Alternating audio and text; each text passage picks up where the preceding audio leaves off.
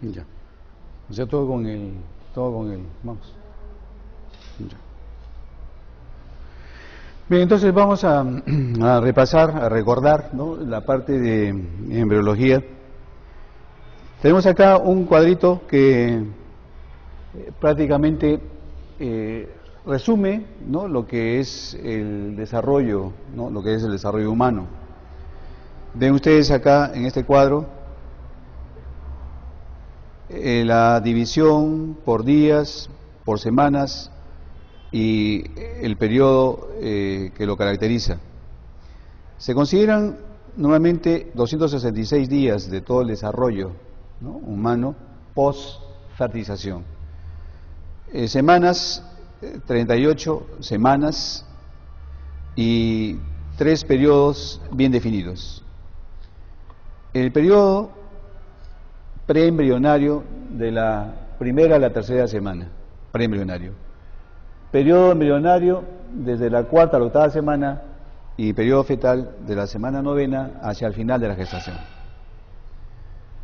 Hay una etapa temporal que empieza al final de la tercera semana, durante la cuarta e inicios de la quinta, donde aparecen bloques de un tejido altamente especializado, que son los somitas o somites, y de ahí el nombre de etapa somítica, ¿no? Pero como repito, es una etapa temporal, aparece, da sus derivados y desaparece. No se puede considerar como un periodo, porque simplemente es una etapa de transición nada más. Algunos eventos importantes de las semanas primera, segunda y tercera.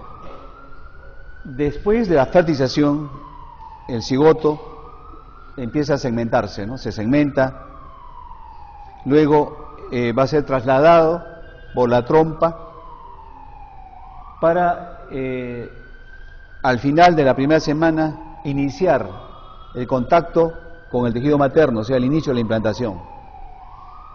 Pero al mismo tiempo, a esta primera semana también ya se va a formar una hoja blastodérmica, que es el hipoblasto.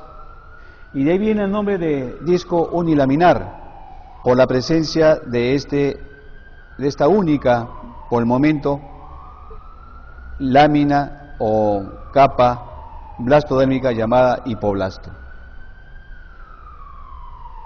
La segunda semana entonces se completa la implantación, y luego aparece en esa segunda semana otra hoja, que es el epiblasto. De ahí viene el nombre de disco bilaminar, ¿no?, por la presencia de estas dos capas, dos hojas. Llegamos a la tercera semana, ahí sí hay eventos muy importantes que se conocen como gastrulación. Y aparece la tercera hoja, la tercera capa, de ahí viene el nombre del disco trilaminar o embrión trilaminar. Esto está ocurriendo entonces en el periodo preembrionario. Luego, este disco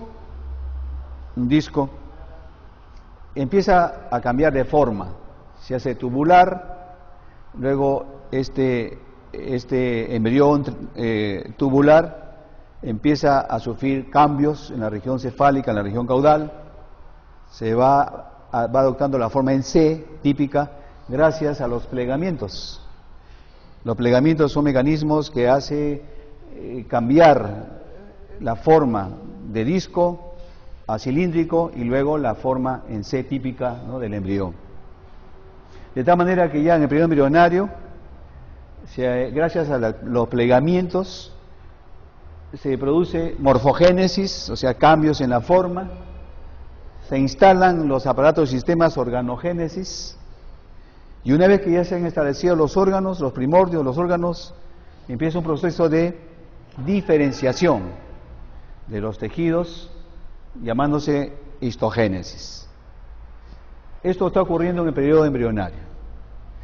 En el periodo fetal, a partir de la semana novena hacia el final de la gestación, va a ocurrir ahí un crecimiento corporal ¿no? Y también una maduración. No olvidemos que el feto tiene ya funciones vitales: digestión, cardiovascular, nervioso, endocrino, casi todas las funciones excepto la función respiratoria, ¿no? Están formándose los pulmones, pero esos pulmones todavía no tienen la capacidad de la función de intercambio gaseoso, ¿no? Porque la placenta es la que cubre ese intercambio gaseoso. Es entonces, en síntesis, los periodos en que se divide el desarrollo y algunos procesos que la caracterizan. De todos estos periodos, de los tres, pre-embrionario y fetal, ¿cuál creen ustedes que sea el que se conoce como periodo crítico del desarrollo? Dice acá la doctora.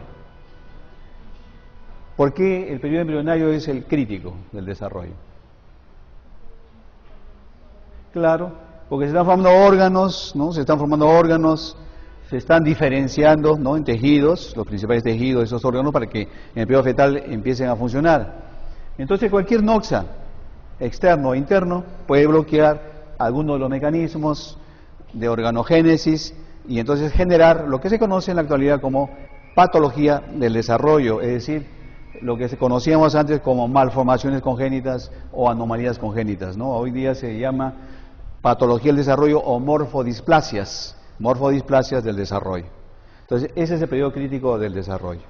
Por eso es importante siempre tener en cuenta, antes de medicar a una paciente, siempre preguntar cuándo fue su fecha última de regla, porque a veces el embarazo se torna asintomático y podemos generar pues una iatrogenia, ¿no? Si no sabemos exactamente si está o no está gestando esa paciente, ¿no? Entonces, el periodo crítico del desarrollo de la 4ª a la 8ª semana. ¿Está claro? Acá tenemos otro cuadro, un poquito más complejo, complicado que el anterior, pero que viene a ser casi lo mismo, ¿no? Se considera siempre el periodo preembrionario, el periodo embrionario y el periodo fetal, ¿no? El periodo preembrionario, la formación del cigoto, la segmentación, mórula, blastocisto. El periodo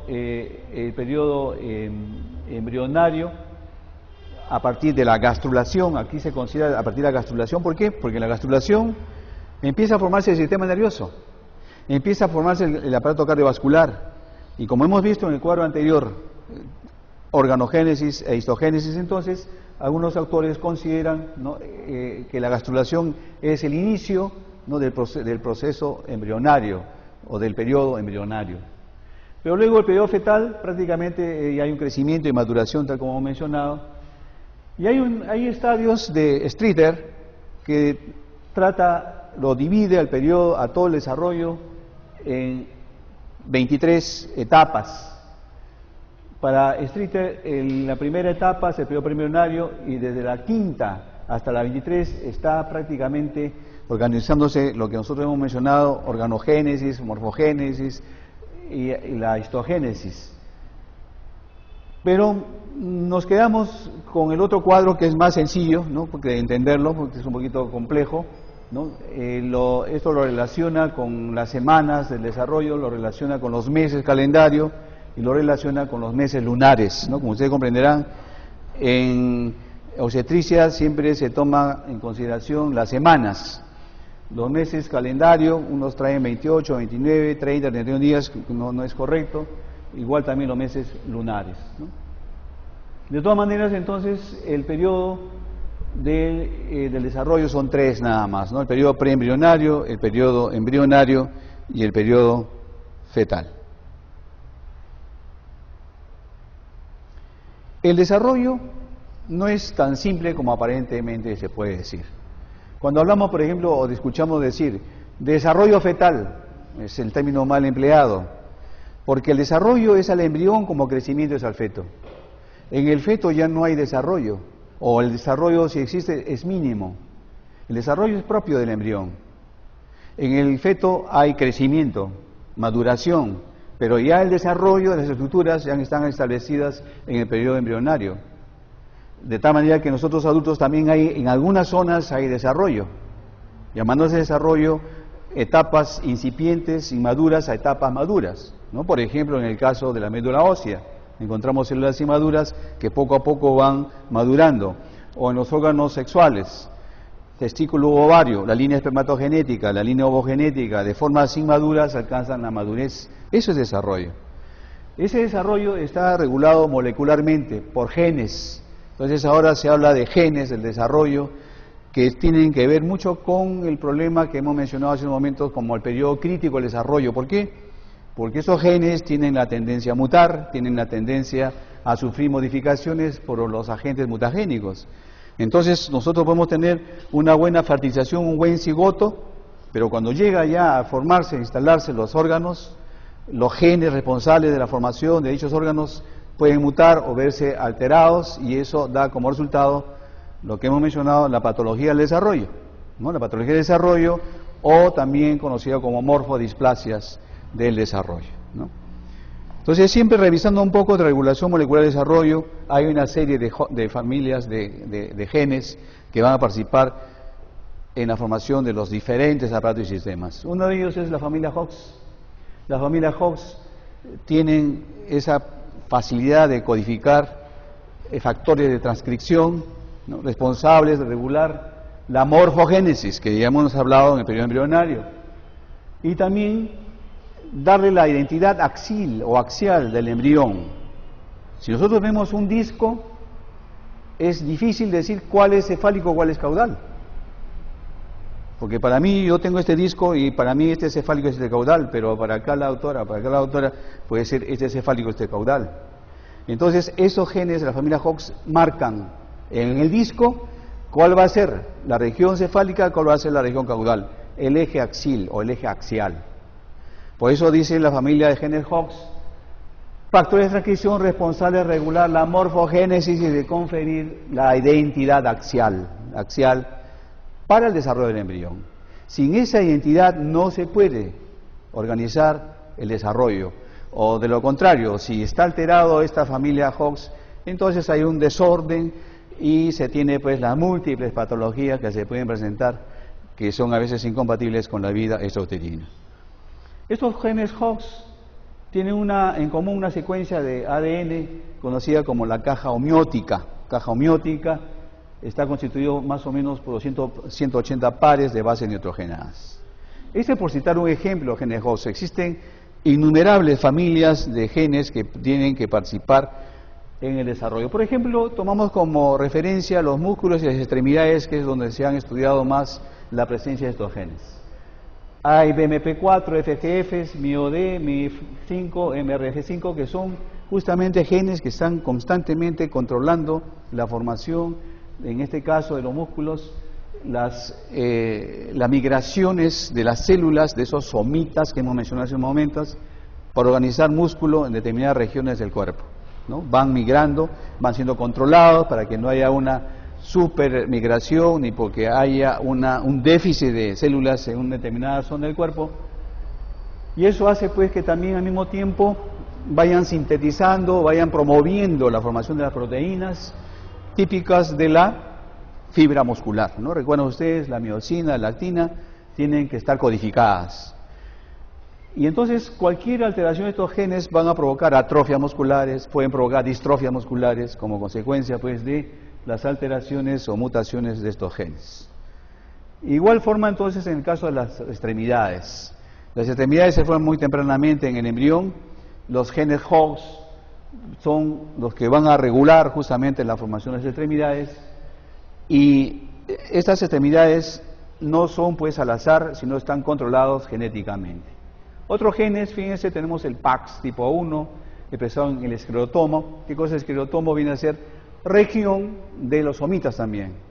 Los somitas tienen 3 regiones: esclerotómica, miotómica y dermátoma. Esclerotómica, que va a dar lugar a tejido óseo; miótoma, da lugar a fibras musculares; y dermátomo, dermis de la piel. Otro gen, LIN1, que va a dar lugar a la placa precordal. ¿Qué cosa es la placa precordal? En el embrión, en el disco, decíamos que se establece el eje axil. Entonces tiene que haber ahí algo que marque pues el eje, y el que va a marcar el eje es la notocorda. ¿Recuerdan? La notocorda. Entonces, esa región precordal donde se va a formar la notocorda está regulado por este gen, LIN tipo 1. Tenemos también los T-box, diferenciación de la capa del mesodermo en la tercera semana, y la notocorda al mismo tiempo. También tenemos otro gen, COX tipo A, tipo B, que interviene en la hematopoiesis. No olviden que el embrión necesita nutrientes. A medida que va avanzando el desarrollo, se va incrementando la necesidad del soporte nutricional. Entonces se tiene que instalar rápidamente un aparato cardiovascular primitivo, y efectivamente es así. El corazón todavía es un corazón tubular, pero que ya puede impulsar los elementos necesarios para llevar a las zonas donde hay organización genética, donde hay organización de los tejidos, para que pueda desarrollarse. Y uno de los sistemas que primeramente se forma es el sistema nervioso. Entonces, esa hematopoiesis está controlada, generada por este tipo de genes, también de la caja homeótica HOX, tipo A, tipo B. Y así podemos nosotros citar muchos otros genes como FGF, factor de crecimiento de fibroblastos, FGF, factor de crecimiento de fibroblastos. También tenemos otro grupo de genes, los SHH, los Sonic GGHOC, que son genes pues que van a participar activamente del desarrollo. Entonces, está claro, el desarrollo no es un hecho aislado, el desarrollo es complejo, son mecanismos del desarrollo. Se altera uno de estos mecanismos, se produce una patología del desarrollo, o una morfodisplasia conocida como malformaciones congénitas. Entonces, el origen de estas alteraciones está ahí, mutación de los genes, o alteración de los genes, o de la secuencia, o una serie de alteraciones que puede sufrir como consecuencia de los agentes mutagénicos, ya que están expuestos. Ustedes saben perfectamente que los genes tienen la facilidad de poder mutar cuando hay pues un agente mutagénico que los hace cambiar de posición las bases nitrogenadas, o puede ser entre dos a distancia, ¿no? Estamos hablando de las translocaciones, las deleciones, etcétera, que son propios del desarrollo. ¿Está claro? Como partimos del embrión, entonces tenemos que revisar quiénes son los protagonistas de la formación de este embrión. Empecemos entonces por la espermatogénesis. Por ejemplo, acá la doctora, ¿qué recuerda de espermatogénesis? ¿Cuándo se inicia la espermatogénesis en el varón?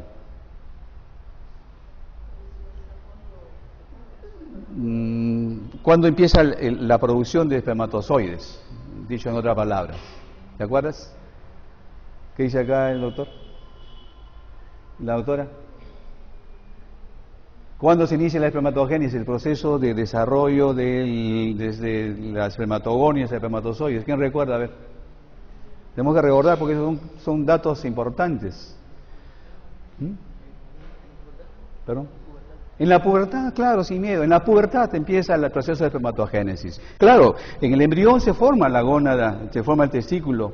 Pero si revisamos nosotros el testículo de un niño, en ese testículo de un niño no vamos a encontrar tubos seminíferos, ¿no es cierto? ¿Qué cosa vamos a encontrar? Cordones sexuales primarios, pero no encontramos tubos seminíferos. Entonces, como dice acá el doctor, muy bien, en el momento de la pubertad, por influencia del eje hipotálamo hipoficiario, empiezan las hormonas a actuar y hace pues que esos cordones sexuales se traduzcan en tubos seminíferos y empieza el proceso de espermatogénesis, ¿no? O sea, el origen de la célula gametogénica masculina. Y llega un momento que se paraliza esta espermatogénesis o sigue hasta que muere el individuo. Dice acá la doctora. Sigue, ¿no es cierto? O sea que el dicho que dice el hombre hasta que muere, ¿no es cierto? Y la mujer hasta cuándo puede, eso es cierto. Empieza en la pubertad hasta la muerte del hombre hay producción de espermatozoides. Indudablemente, en un geronto, lógico, la cantidad, el volumen del líquido eyaculado, la calidad de los espermatozoides disminuye si comparamos pues con una eyaculación o espermatozoides de un joven, ¿no? Indudablemente, ¿no? Pero sí hay producción, ¿no? Hay producción constante, ¿no? Nunca acaba, ¿no? Siempre está en proceso de cambio. Esta espermatogénesis entonces tiene, que empieza en la pubertad, 3 fases importantes. La espermatocitosis. Hay ahí la formación de espermatogonias, una serie de mitosis multiplicaciones, se reponen y producen espermatocitos primarios. Luego viene un proceso importante que es la meiosis. Una meiosis de tipo reduccional y una meiosis de tipo prácticamente ecuacional. La primera es la que tiene más importancia. ¿Por qué tiene importancia? Porque ahí va a haber la reducción del número de cromosomas, ¿no? Si los espermatogonias tienen 46 cromosomas, los espermatozoides primarios conservan esa diploidía y ya cuando empieza la primera división meiótica, entonces se divide a la mitad. Entonces los espermatozoides secundarios ya tienen la mitad del número de cromosomas. Entonces meiosis, 2 divisiones de maduración, la primera una verdadera división de reducción, producen espermatozoides secundarios, y después espermatozoides secundarios ya no hay replicación del ADN, se transforman en espermátides, y eso es la segunda división, que prácticamente es de ecuacional o simplemente de maduración. Y luego viene la tercera fase, que es la espermiogénesis o espermateliosis, donde las espermátides van cambiando su forma, o sea, hay una verdadera metamorfosis para formar justamente al espermatozoide ya maduro, ¿no? Con su forma típica, característica. ¿Cuánto dura todo este proceso de espermatogénesis? Dura, fíjense, 62 a 70 días. Desde espermatogonias a espermatozoides, 62 a 70 días aproximadamente. Y empieza en la pubertad. Entonces yo les pregunto a ustedes, en la anatomía del varón, ¿habrá un órgano que sirva de reservorio de espermatozoides? Porque hemos dicho que es continua la producción. ¿Qué dicen? ¿Qué recuerdan? Porque ¿qué pasaría, por ejemplo, un varón que por su creencia religiosa, por ejemplo, el Opus Dei, no tiene relaciones coitales, ¿no? ¿Qué pasa con ese volumen de espermatozoides, no? No vamos a pensar, pues, que va a aumentar de masa corporal, va a tener problemas de cefaleas o va a caminar, pues, como Robocop, ¿no? Porque no hay, pues, eyaculaciones. ¿Qué dicen? ¿Tenemos o no tenemos los varones un reservorio de espermatozoides? ¿O se van reabsorbiendo? ¿Qué dicen? ¿Recuerdan? Se reabsorben, ¿verdad? Conforme se van produciendo, completan su ciclo celular, se van reabsorbiendo, ¿no? Se van reabsorbiendo y van siendo reemplazados por formas nuevas, ¿no? Y así sucesivamente, ¿no?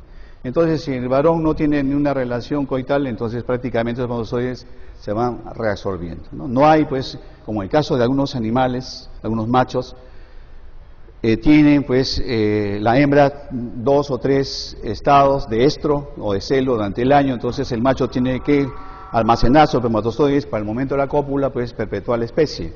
Pero en el caso de nosotros los varones no hay eso, ¿no? Entonces, 3 etapas.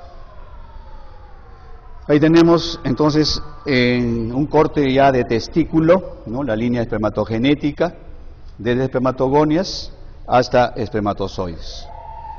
Un caso curioso acá es que los espermatozoides recién formados, extraídos, colocados in vitro frente a un ovocito en todas las condiciones adecuadas, no lo fertiliza. O sea, no tiene capacidad de fertilización espermatozoides recién formados en los tubos seminíferos. Tiene que pasar por una etapa de maduración y una etapa de capacitación para que pueda fertilizar al ovocito. Entonces, la reproducción asistida, los diferentes métodos de reproducción asistida que en la actualidad conocemos, ha dado bastantes luces sobre la reproducción humana, que antes solamente se tenía como referencia lo que ocurría en algunas especies muy cercanas al humano, en el caso del Macacus rhesus o en el caso de ratones. Pero ahora ya la reproducción asistida, los métodos diversos que existen, ha dado luces a muchos problemas que no se conocían en la especie humana. Entonces, espermatozoides recién formados no tienen capacidad de fertilización. Se colocan in vitro frente a ovocitos en todas las condiciones, no los fertiliza. Entonces quiere decir que esos espermatozoides tienen que pasar una etapa de maduración y una etapa de capacitación para que puedan alcanzar, ¿no? Alcanzar el proceso de fertilización y lograr, pues, fertilizar al ovocito. Contra lo que se decía que el espermatozoide es una célula, que por acá, que por allá, al pobre espermatozoide siempre le decían, ¿no?, muchas cosas. Y que la cola simplemente era un anexo. Fíjense, la cola del espermatozoide o flagelo tiene una morfología muy diferente a lo que se pensaba. Intensa actividad mitocondrial, intensa actividad de conseguir la energía justamente para su desplazamiento, ¿no? Los espermatozoides tienen que desplazarse rápidamente dentro del líquido seminal para lograr fertilizar. ¿Por qué? Porque el ovocito tiene un tiempo de vida que espera el espermatozoide 12 a 18 horas. Entonces prácticamente el espermatozoide tiene que ir contra la corriente, ¿no?, para poder lograr fertilizar en ese tiempo que le da el ovocito, y para lo cual pues necesita energía de desplazamiento, y esta energía de desplazamiento se realiza a nivel justamente del flagelo o cola. Entonces la cola no simplemente es un anexo que le sirve de viabilidad, de vitalidad, sino también le sirve pues como de propulsión para que vaya en contra de todos esos problemas que se presentan en el camino para lograr en el tiempo que le permite el ovocito fertilizarlo, ¿no?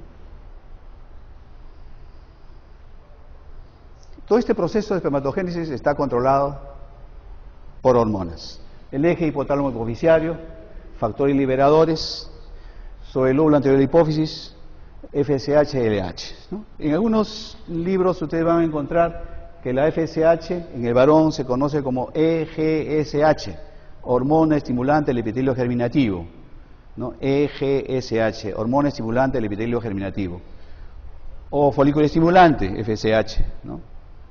Esa EGSH va a actuar sobre los receptores de membrana del tubo seminífero y va a promover entonces que la línea espermatogenética se cumpla desde espermatogonio hasta espermatozoides. Controla, dirige y regula este proceso. Por otro lado, la otra hormona gonadotrópica, LH, o también llamada ICSH, hormona estimulante de las células intersticiales, ICSH, hormona estimulante de las células intersticiales, o de Leydig. La célula de Leydig lo encontramos entre tubo y tubo, ahí está la célula de Leydig. Entonces esta LH o ICSH actúa sobre las células de Leydig y producen andrógenos, especialmente la testosterona. Esta testosterona tiene cuatro vías. Una primera vía contribuye a que las células de Sertoli, que son células también que están acompañando a toda esta línea espermatogenética, alcance sus límites normales, que empiece a secretar hormonas, porque las células de Sertoli también producen hormonas. Esa es una misión que tiene la testosterona. Otra misión, los caracteres sexuales secundarios en el varón.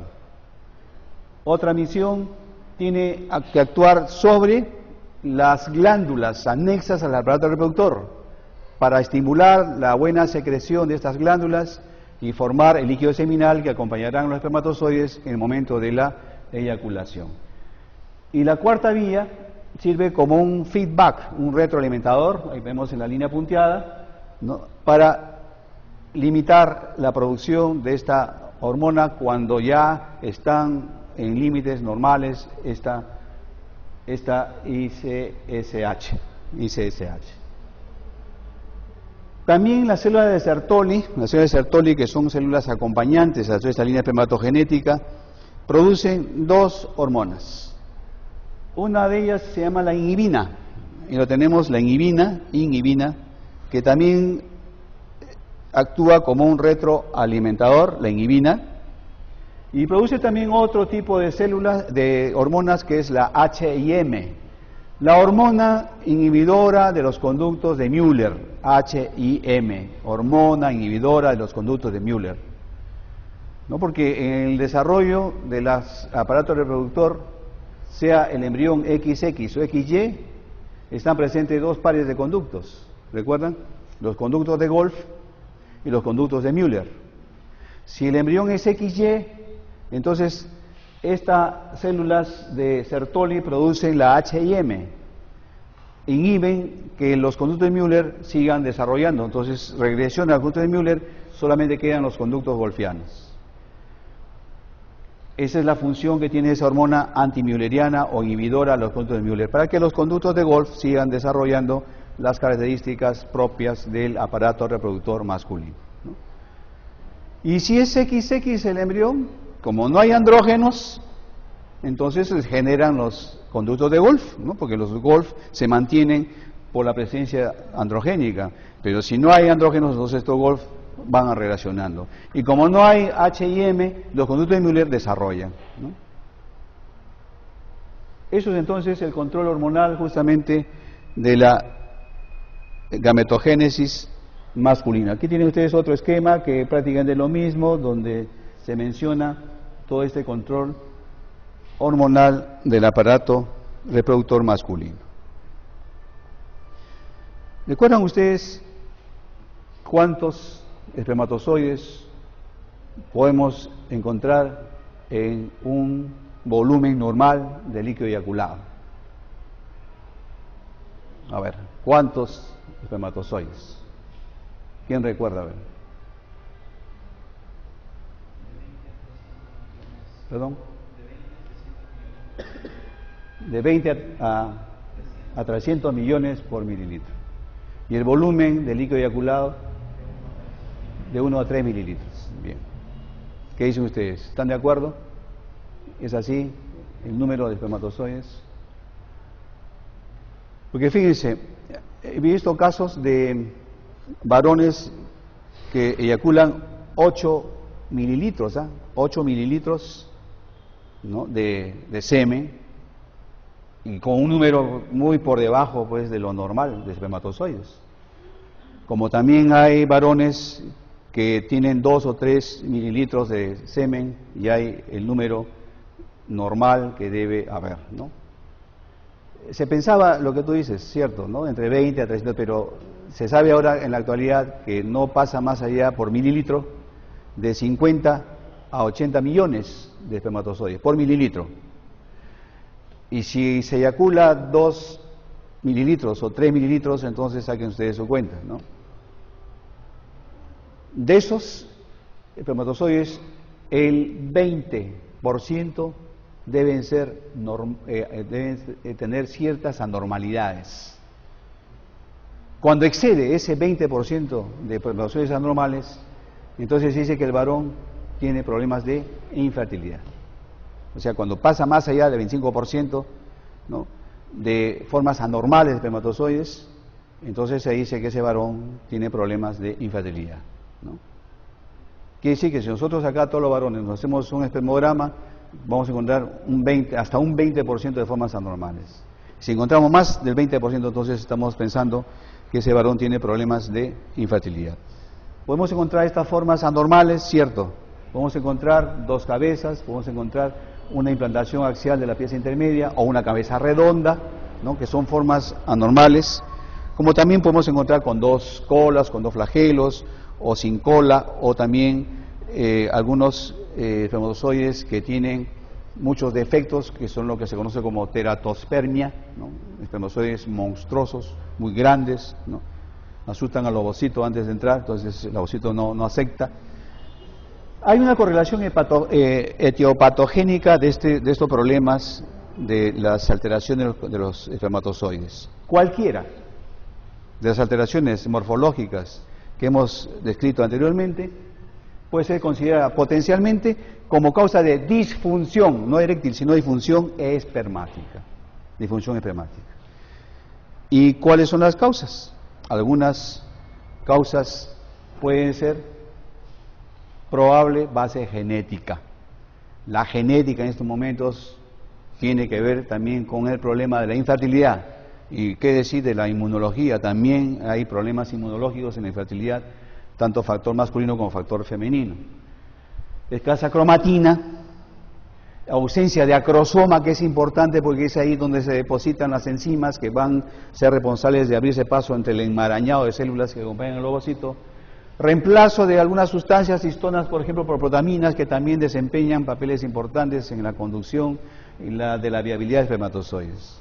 Esto viene a ser una probable base genética, ¿no? Y algunos síndromes teratozospérmicos, es decir, tienen alteraciones en la forma y además de esas alteraciones en la forma tienen escasa motilidad, ¿no? Por eso se llaman teratozospérmicos.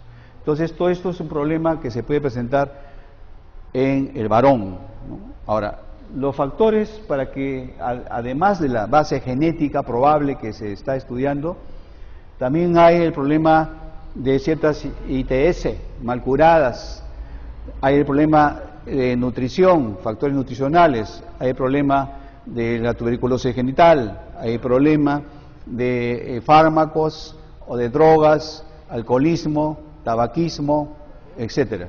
Hay muchos problemas que pueden conducir a estos cuadros de alteraciones morfológicas de los espermatozoides. Algunos alcances de las alteraciones de la salud reproductiva masculina. Se puede alterar la calidad del semen como consecuencia pues de la ingesta, como decía, de muchos factores que van a descontrolar la producción normal de este líquido seminal, seminomas, clitorquidia, hipospadias, alteración de la función endocrina por talatos, pesticidas, tabaco, con efectos antiandrogénicos o antiestrogénicos. Los problemas de la contaminación o de la salud ocupacional, ¿no? A veces el varón trabaja con materiales altamente cancerígenos como los pesticidas, como los talatos o como sustancias volátiles, benceno, tolueno, silol, y eso puede también tener efectos antiandrogénicos, y si está disminuido los andrógenos, entonces no hay una buena producción de la línea espermatogenética, o en su efecto puede verse alterado la morfología de los espermatozoides. Entramos entonces ya a ver la ovogénesis. Este proceso ovogenético empieza, fíjense ustedes, empieza muy tempranamente. En la semana 18 a 20, ahí empieza el proceso de ovogénesis en el embrión XX. Las ovogonias comienzan a multiplicarse, se dividen, se diferencian en ovocitos primarios, y estos ovocitos primarios empiezan su primera división meiótica, la primera división meiótica, pero queda detenida en la profase en el periodo de dictioteno. Quiere decir, cuando la niña nace, encontramos en sus ovarios ovocitos primarios detenidos en su primera división meiótica, en la profase, en el periodo de dictioteno. No hay ovogonias en el momento de nacimiento en los ovarios, ¿no?, de la niña recién nacida, o durante toda su vida de la mujer no hay ovogonias, hay ovocitos primarios, que habían empezado su primera división meiótica, detenida en la profase, periodo dictioteno. De ahí, del nacimiento hasta la pubertad, no hay ninguna manifestación. Y en la pubertad recién, por los cambios del eje hipotálamo hipoficiario, entonces la FSH estimula para que ese ovocito primario complete su primera división. Se había quedado en profase, metafase, anafase, heterofase, completa, y se transforma en ovocito 2, ovocito 2, ovocito 2. Y es así como se expulsa en el momento de la ovulación, bajo la forma de ovocito 2, en metafase de su segunda división. Porque hemos dicho que la meiosis tiene dos divisiones, una primera y una segunda. La primera es la verdadera división reduccional, y la segunda simplemente es una división ecuacional. Entonces, en el momento de la ovulación, no se expulsa el óvulo, lo que se expulsa es el ovocito secundario en metafase de su segunda división meiótica. Y entonces, ¿cuándo es que se llama óvulo? Si ese ovocito secundario no es fertilizado, degenera como tal, degenera.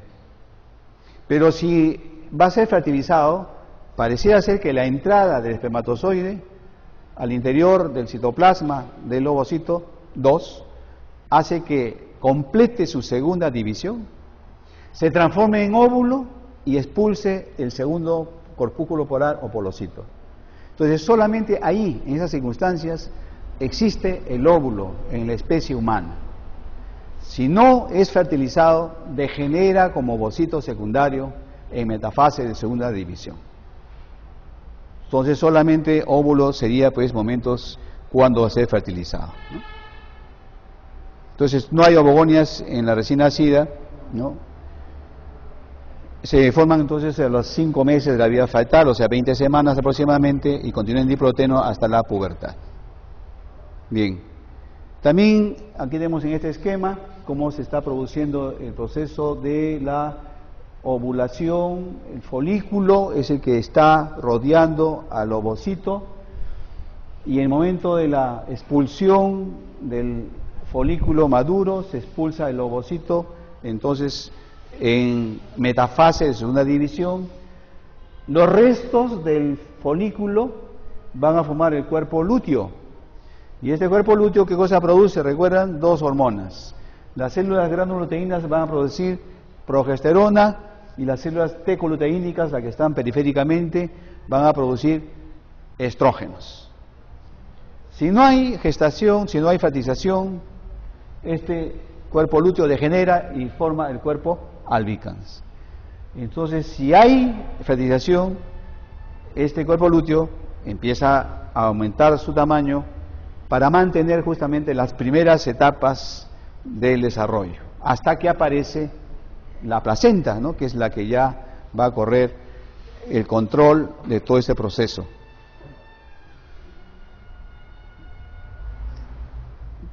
Para que se produzca la fertilización, entonces tenemos que tener en cuenta que en los espermatozoides la cola cumple una función importante. Hay un transporte por contracciones y movimiento ciliar del aparato genital femenino, sustancias presentes en el líquido seminal, la oxitocina en el momento de la excitación y el orgasmo, y el metabolismo ocurre por 2 procesos bioquímicos: la glucólisis anaerobia y aerobia, y la oxidación aerobia. Todos estos procesos hacen posible que se produzca energía para poder avanzar los espermatozoides en el tiempo que tiene para poder alcanzar al ovocito y fertilizarlo. En lo que respecta al ovocito, fíjense, se ha calculado que en la recién nacida hay 700.000 ovocitos. Durante el periodo fetal se forman 2 millones de ovocitos primarios.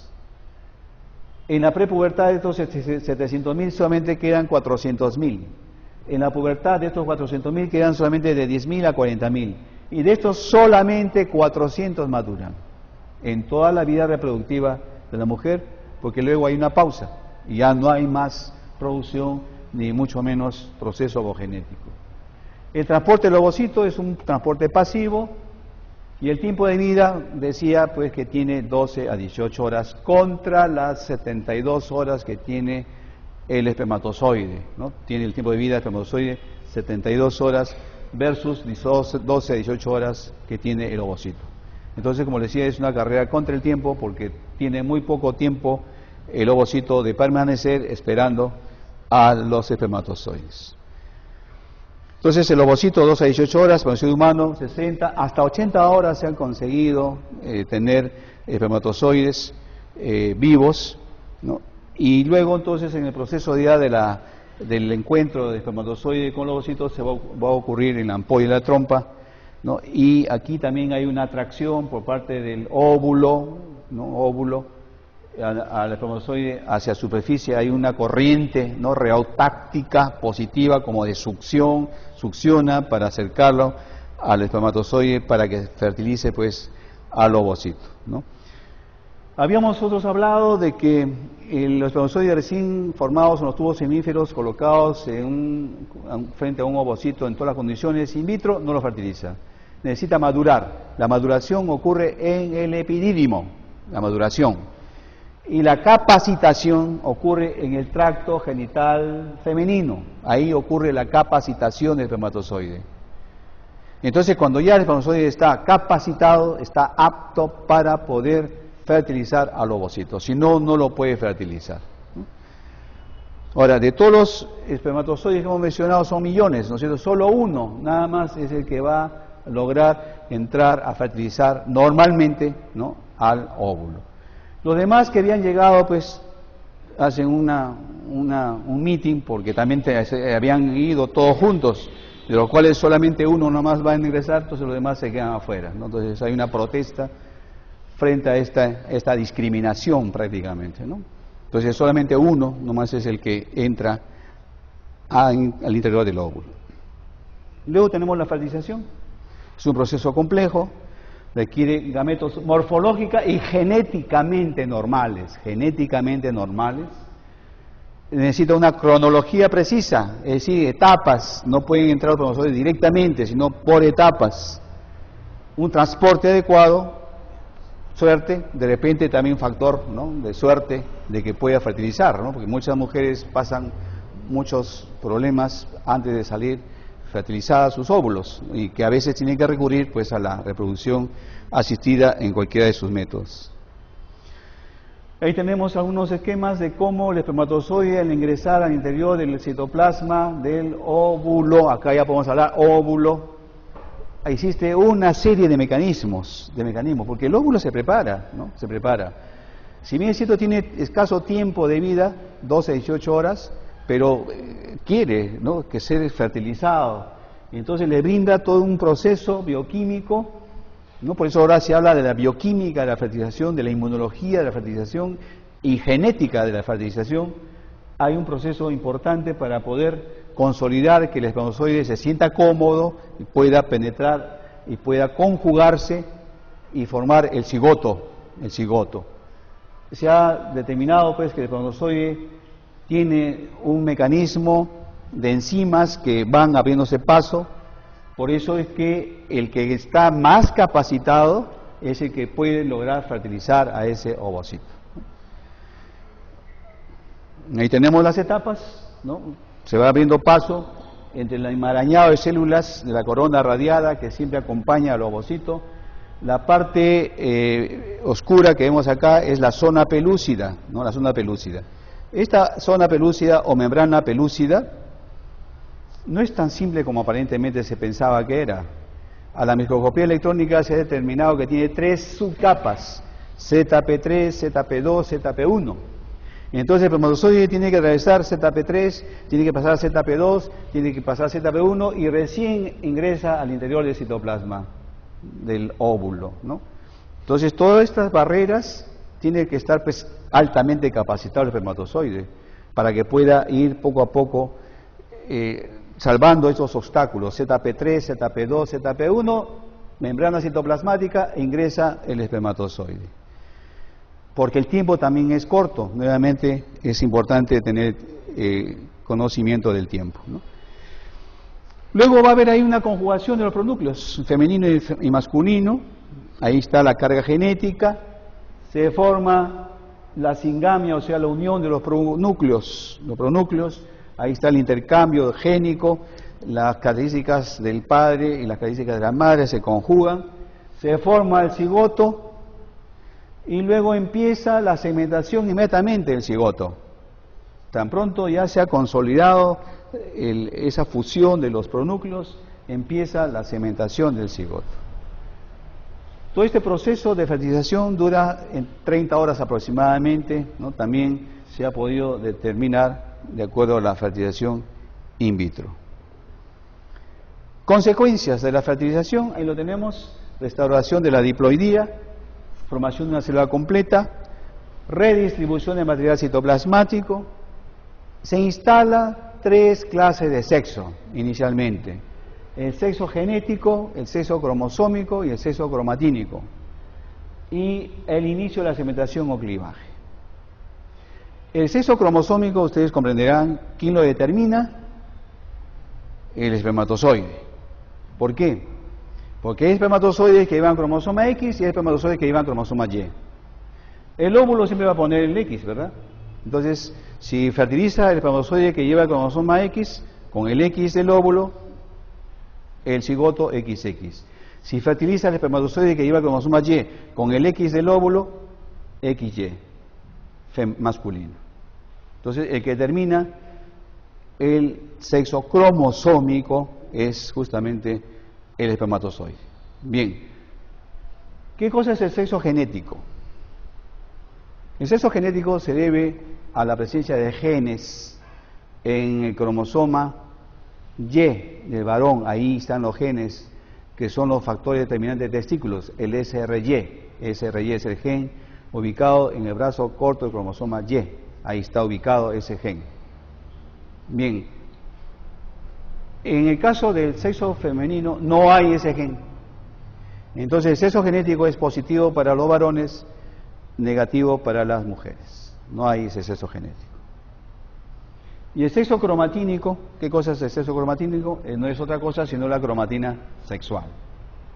Como la mujer tiene, o el X, tiene dos X, XX, entonces uno de ellos se condensa y va a quedar entonces el otro expresado, y se dice entonces que esa es cromatina sexual positiva, que es propio del sexo femenino.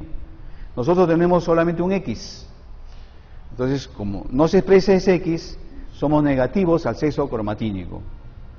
Entonces, tenemos las tres clases de sexo: sexo genético, sexo cromosómico y sexo cromatínico, que se instalan en el momento de la fertilización, o sea, como consecuencia de la fertilización.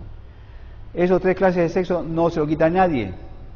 Entonces, por más que digan aquellas personas que de lejos parecen y de cerca son, la naturaleza me ha hecho así, Dios ha querido que sea así, siempre me he sentido una mujer encerrada en la jaula de un varón, es XX o XY, ¿no es cierto? No hay otra, no hay otra. Que respetamos, por supuesto, su opción, pero tampoco pues vengan a decirnos que sí, siempre me he sentido, la naturaleza me ha hecho así, orgánicamente soy así, es una enfermedad de la OMS o cualquier otra organización mundial, y no es así. O es XX o es XY. No hay hasta la fecha, imposible que haya pues trasplante de gen X por el Y o trasplante del Y por el X, es imposible. Queda ahí ya establecido. A inicio de la segmentación clivaje, inmediatamente comienza a dividirse, a segmentarse el cigoto. La patología de la fertilización puede existir, sí, esterilidad y la superfecundación, que son casos extremos de la superfecundación. La superfecundación se refiere cuando hay una doble ovulación, pero se es fertilizado por espermatozoides diferentes de diferentes varones. ¿No? Diferentes varones, o sea, no estamos hablando, fíjense, de embarazos múltiples. En el caso de embarazo múltiple, son dos ovocitos fertilizados por espermatozoides del mismo varón.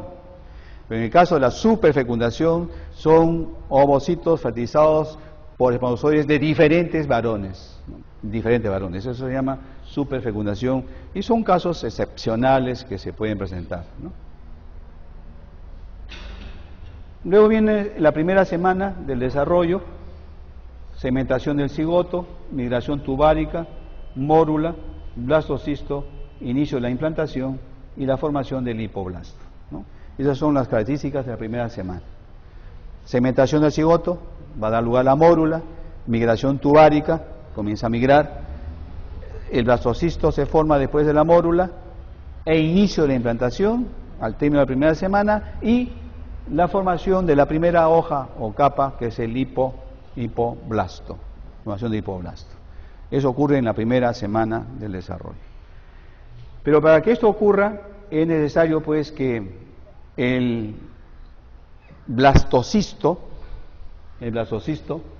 tenga justamente dos estructuras muy importantes. Una de ellas es el trofoblasto, que es la cubierta externa, y otro es la cavidad.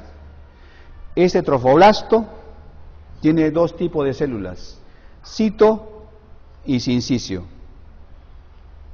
Cito y sincicio, trofoblasto. Y luego tiene el macizo celular interno, o embriotrofo o embrioblasto, que vienen a ser los primordios del futuro embrión, ¿no? ¿Está claro? Entonces, para que pueda lograr implantarse es necesario que el trofoblasto se divida en cito y sinciso trofoblasto. Es el sinciso trofoblasto el que va a tomar contacto con el epitelio endometrial, ¿no? El sinciso trofoblasto. Y va a iniciar la implantación al término de la primera semana, séptimo día.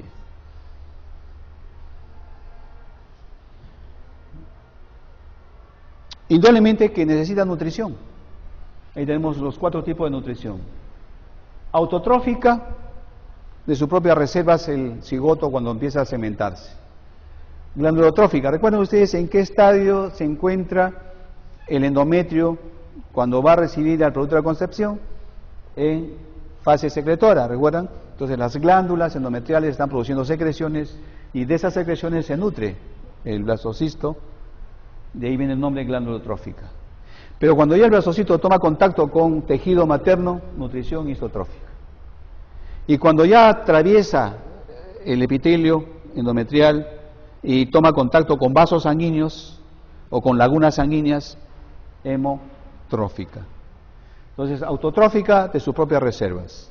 Glandulotrófica cuando llega a la cavidad uterina y la secreción de las glándulas endometriales son aprovechadas por el blastocisto, comienza a invadir tejido materno, histotrófica, y cuando llega ya a tomar contacto con lagunas sanguíneas provenientes de la sangre materna a través de las arterias espirales uterinas, hemotrófica. Eso entonces está ocurriendo en la primera semana y tenemos la mórula, los blastómeros con su zona pelúcida, y tenemos ya cambiando la forma del blastocisto con su cavidad blastocisto, ahí está el blastocisto, ese es el embrioblasto en azul. La membrana pelúcida está ahí, todavía intacta, y lo que está en rosadito viene a ser el trofoblasto, que todavía no se ha diferenciado en las capas que hemos mencionado. Cuando entonces empieza la eclosión del blastocisto, o sea, se desprende de esa capa, de esa membrana o zona pelúcida, entonces ya tenemos el blastocisto listo para iniciar el proceso de división del trofoblasto, que es esta capita medio rosadita. Se va a dividir en citotrofoblasto y sin citotrofoblasto. Entonces recién ahí vamos a encontrar en esta figura que ya el blastocisto ha tomado contacto con tejido materno a partir de sus células sinciciales o sincicio-trofoblasto, ¿no? E inicia la implantación al término de la primera semana o al 7º día posfertilización. Indudablemente que para que haya una buena implantación es necesario que haya una buena receptividad, ¿no es cierto? Pero ocurre muchas veces que la mujer, el endometrio materno o endometrio femenino no acepta a ese blastocisto. ¿Por qué no lo acepta? Porque el blastocisto tiene una parte paterna y una parte materna. No olvidemos que la contribución en el momento de la fusión de los pronúcleos, el espermatozoide pone aparte los genes paternos y el óvulo pone los genes maternos. Entonces el cigoto tiene tanto el padre como de la madre. Cuando llega el blastocisto a querer implantarse, muchas veces las células endometriales no lo reconocen como tal, como si fuera de ellos. Lo toman como un halo injerto. Entonces le envían los anticuerpos y entonces van a ser prácticamente expulsados. Es lo que se conoce como abortos espontáneos. Y muchas veces hay una buena fertilización, hay una producción de espermatozoides, una buena producción de ovocitos, pero en el momento de implantarse no lo puede hacer. Hay un rechazo. Problema inmunológico y también problema genético. Entonces, en la patología de la primera semana tenemos muchos factores ahí, la infertilidad, uno de ellos, implantaciones ectópicas o embarazos ectópicos, abortos tempranos, muerte del huevo fertilizado, aberraciones cromosómicas o cromosomopatías y los embarazos múltiples. Los embarazos múltiples, si bien es cierto, son normales, pero lo correcto, lo normal en la especie humana es un producto nada más. Si encontramos 2, 3 productos, ya eso es anormal. De ahí viene estos embarazos múltiples como una patología de la primera semana. Los embarazos múltiples, recuerdan ustedes, pueden ser disigóticos o monocigóticos, ¿no? Los disigóticos son los mellizos, trillizos, etcétera, y los monocigóticos se forman de un mismo cigoto, de ese macizo celular interno o embrioblasto, se divide muy primariamente en 2 y entonces va desarrollándose paralelamente 2 individuos. Siempre son del mismo sexo, mientras cuando es fertilizado un ovocito y otro ovocito por espermatozoides diferentes, pueden ser de diferente sexo o pueden ser a veces del mismo sexo, pero no tienen ninguna similitud ningún parecido ni siquiera físico, ¿no?, entre mellizos, cuando es varón o mujer, o cuando son dos mujeres o dos varones. Pero cuando sí son monocigóticos, son casi idénticos, ¿no?, idénticos, porque provienen de un solo embrión. El embrioblasto se ha dividido, ha dado dos embrioncitos y comienzan a desarrollarse paralelamente, ¿no? Entonces no es una patología, pero se toma como patología porque lo correcto es uno, normalmente, pero si hay dos o tres ya no es normal. Claro, los productos van a ser normales en su composición fenotípica y genotípica, son normales, pero desde el punto de vista del embarazo, en el sexo, en el humano es uno, y si hay dos o tres ya es anormal, ¿no? Y luego viene la segunda semana, ¿no?, la formación ya de una circulación útero-placentaria primitiva, la presencia de vellosidades primarias. El embrioblasto tiene dos capas, epiblasto e hipoblasto, ¿no? Y esta circulación útero-placentaria primaria asegura, es lo que hemos mencionado hace unos momentos, la nutrición hemotrófica. Como ya está en pleno proceso de desarrollo, el embrión necesita más soporte nutricional, entonces eso hace pues que requiera una circulación primitiva todavía, ¿no?, primitiva, llega a la sangre por parte de las arterias uterinas en los espacios o lagunas, y de ahí por difusión pasa hacia el embrión y es aprovechado para su ulterior desarrollo.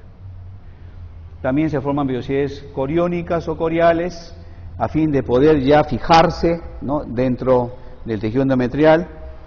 Y también un detalle importante: por donde ingresó el blastocisto va penetrando y al final se forma acá un tapón mucoso, ¿no?, por donde entró se cierra un tapón mucoso, entonces ya el blastocisto queda anclado prácticamente en el interior del tejido materno, ¿no? Y gracias a la formación de vellosidades coriónicas que forman parte del corión velloso, es que se produce el anclaje de ese blastocisto dentro del tejido materno.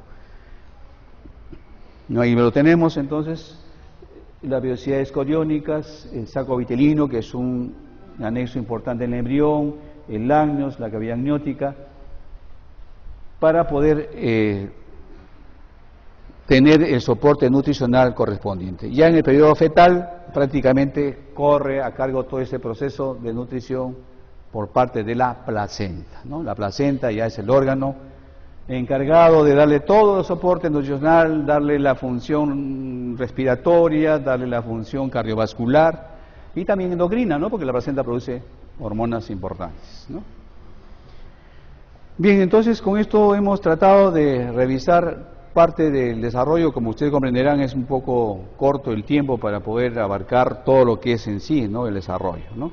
En la parte creo que le dan una separata, creo, ¿no? Ahí está todo lo que hemos hablado y también lo que está aquí grabado, ¿no? ¿Hay alguna pregunta que hacer? ¿Ya? Sí, pasamos a la otra, ¿no? Un intermedio para poder, ¿cierra?